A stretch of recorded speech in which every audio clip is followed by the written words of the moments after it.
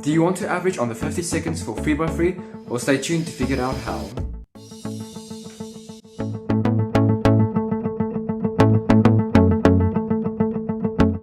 Hey guys, this is Hein and today I'll give you 5 tips to average under 15 seconds on a 3x3 Rubik's Cube. For me, sub 20 was harder than sub 15 because after you reach sub 20, your understanding of the cube becomes great, so learning new feats can become easier. Here are the times for each step, and also I'll leave timestamps in the description below so that you can follow easily. So let's get started. Step 1. Better hardware. What makes 3x3 interesting is that you can still be good with a budget cube, but when you reach down to sub 15, hardware actually becomes important. It won't make a massive difference, but it is still important. I'm not very knowledgeable on 3x3 hardware because I've been using the GAN 356X for a year now, but I'll put some links in the description below of people reviewing the best cubes, but you can't go wrong with most flagship cubes. Why do you need better hardware? Well, for sub 15 you will have to learn more advanced finger tricks, and you need a decent cube for that. And also your TPS will be better with a better cube. Step 2. Algorithms. For sub 20 you should already know full PLL, and for sub 15 you should know full OLL. Try to learn all the cases, but you don't have to know the dot cases, because they can easily be avoided. My next video next week will be a full OLL guide, so be sure to look out for that. As for F2L, you should try to learn a couple per week, because F2L will make the biggest difference. Just do not overload yourself with algorithms, because although they help a lot, learning too many in a short amount of time won't help you and it will just overwhelm you. Step 3. Keyholes and X-crosses. Keyholes and X-crosses aren't essential, but they are very useful.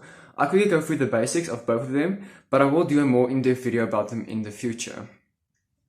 So in essence, all the keyhole is when you already have one solved edge or corner, and then you just insert the other edge or corner.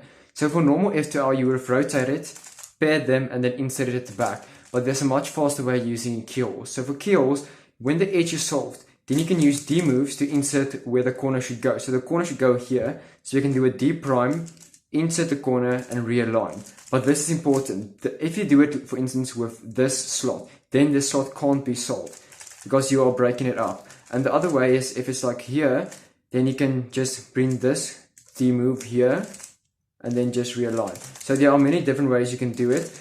Now the other way is when you have a solved corner and you need to insert the edge, and this could be done the same. So for instance, if the colors don't match, then you can just take the bottom layer away, insert the edge, and then just realign.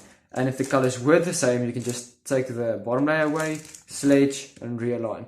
So there are many different ways you can do this. It's much faster than most F2 algorithms, and it's very useful. I will most likely do a video in the future of me going more in depth with the type of keyholes. An X-cross is quite similar to a keyhole in the sense of when you see a solved edge or corner, then you can just solve the edge or corner during the inspection or during the cross to align them. So for instance, here I see this edge is already in the correct spot, so I know this corner needs to go here. So when I do the final move for the cross, I can just insert the corner here, and when I realign them, the first F2L pair will be already solved. And the other way you can do it is if the corner is already solved, like this. And let's say the cross was like this, and you know, let's say the cross was like this, and you know that the corner is going to be solved, so you can just insert the edge. So when you do the cross, but before you align them, you just insert the edge, and then when you realign the cross, it's solved. So there are many different ways you can do this. I will do more in-depth video in the future, but to be honest, these are really not that hard to figure out. You can really figure them out yourself, but there are more advanced stuff you can do with them. Step 4. Slow solves and look ahead. If you don't know, slow solves are solves where you don't time yourself and you think about every move you do.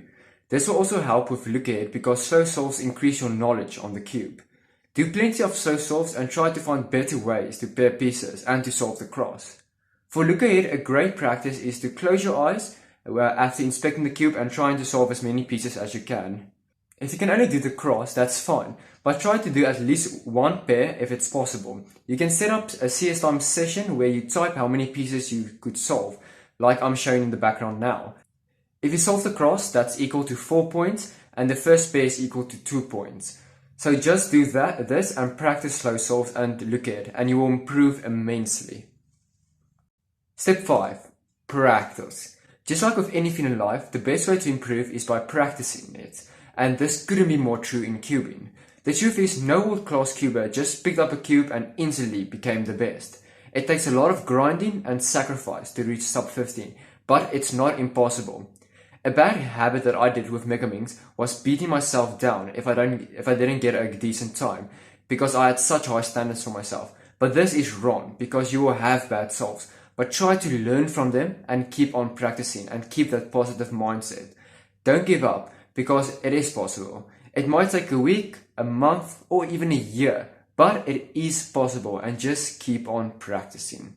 Thank you guys so much for watching. I hope this tip video helped you to improve. Remember, just keep on practicing and you will eventually reach sub 15.